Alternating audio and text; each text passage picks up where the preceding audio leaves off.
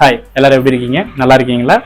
இன்னைக்கு வந்து பார்த்தீங்கன்னா நம்ம சப்ஸ்கிரைபர் சொன்ன இன்னொரு டிஷ் தான் நம்ம செஞ்சு காட்ட போகிறேன். அது ரொம்பவே சிம்பிளான டிஷ், எல்லாருக்குமே ரொம்ப ரொம்ப பிடிச்ச டிஷ். அது என்னன்னு பார்த்தீங்கன்னா சிக்கன் சிந்தாமணி செஞ்சு காட்ட போகிறேன். அது எப்படி செய்யணுங்கிறது உங்களுக்கு செஞ்சு காட்டுறேன். இதுக்கு வந்து பார்த்தீங்கன்னா நான் மண் சட்டி யூஸ் பண்ணுறேன். ஏன்னா நாட்டுப்புற ஸ்டைலில் பண்ணுறதுனால தான் நான் கையில் க்ளவுஸ் கூட போடலை.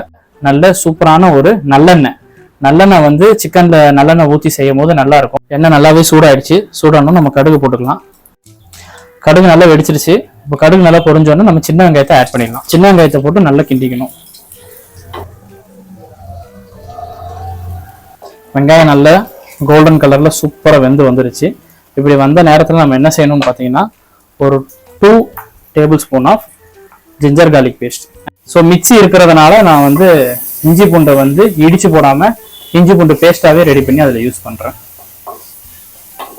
யூஸ்வலாக கிராமத்து ஸ்டைலில் சிக்கன் பண்ணும் போதோ இல்லாட்டி சிக்கன் சிந்தாமணியோ வேற எந்த சிக்கன் செய்யும் போதோ தேங்காய் ஆட் பண்ணுவாங்க. அதுவும் இந்த மாதிரி முழுசாக நறுக்கின தேங்காய் ஆட் பண்ணுவாங்க. எதுக்காக தேங்காய் ஆட் பண்ணுறாங்கன்னா நானுமே ஒரு விஷயத்தில் தெரிஞ்சுக்கிட்டேன். அந்த காலத்தில் வந்து பார்த்தீங்கன்னா சிக்கனுக்கு வந்து ரொம்ப பற்றாக்குறையாக இருக்கும். ரொம்ப ஏழை வீட்டிலலாம் வந்து பார்த்தீங்கன்னா சிக்கன் செய்கிறதே ரொம்ப கஷ்டமாக இருக்கும். ஸோ அந்த டைமில் வந்து பார்த்தீங்கன்னா தேங்காய் அப்போ வந்து நிறைய இருக்கும். அதாவது எங்கள் சைடு பார்த்தீங்கன்னா கேரளா, திருநெல்வேலி இந்த மாதிரி சைட்லலாம் வந்து அங்கே அதிகமாக இருக்கும். அப்போ வந்து சிக்கனோட சைஸ்லேயே வந்து தேங்காவை போட்டு அதை வந்து நல்லா வறுத்து கொடுப்பாங்க. அப்போ கரண்ட் எல்லாம் கிடையாதுல்ல. ஸோ அந்த நேரத்தில் வந்து பார்த்தீங்கன்னா சிக்கனை போட்டு வறுத்து கொடுத்தோன்னே சின்ன குழந்தைங்களும் இவங்களும் சிக்கனை சாப்பிட்றோம்னு நினச்சி தேங்காவை சாப்பிடுவாங்க. தேங்காய் அதிகமாக இருக்கும், சிக்கன் கம்மியாக இருக்கும்.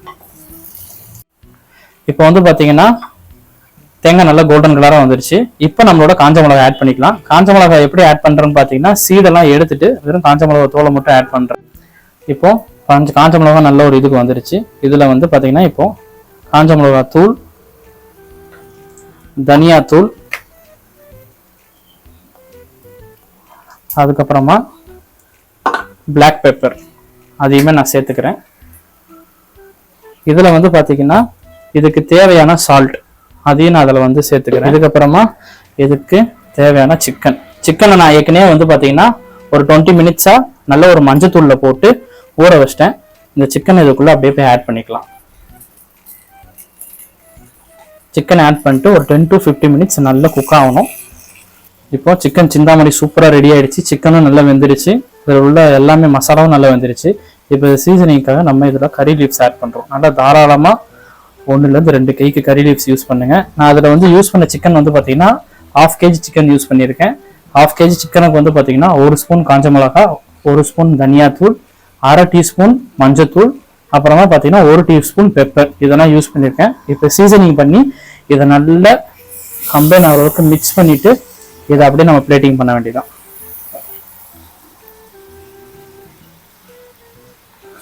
சிக்கன்ல உள்ள கறியில இருக்க தண்ணியே வெளியில வந்து அதை நல்லா வேக வச்சிரும். இருந்தாலும் நீங்க கொஞ்சமா ஒரு 1/2 கிளாஸ் அளவுக்கு தண்ணியை நீங்க ஊற்றி அதை நீங்க நல்லா வேக விடணும். கறியை நல்லா வேக விட்டீங்கன்னா சூப்பரா இருக்கும். இந்த மாதிரி தான் சூப்பரா வந்து சிக்கன் சிந்தாமணி ரெடி ஆயிடுச்சு.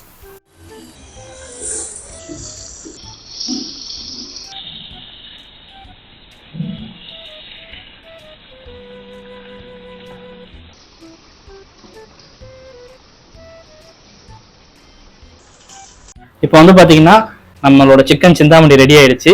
இது எப்படி இருக்குன்னு நான் டேஸ்ட் பண்ணி பார்க்குறேன். சியர்ஸ்.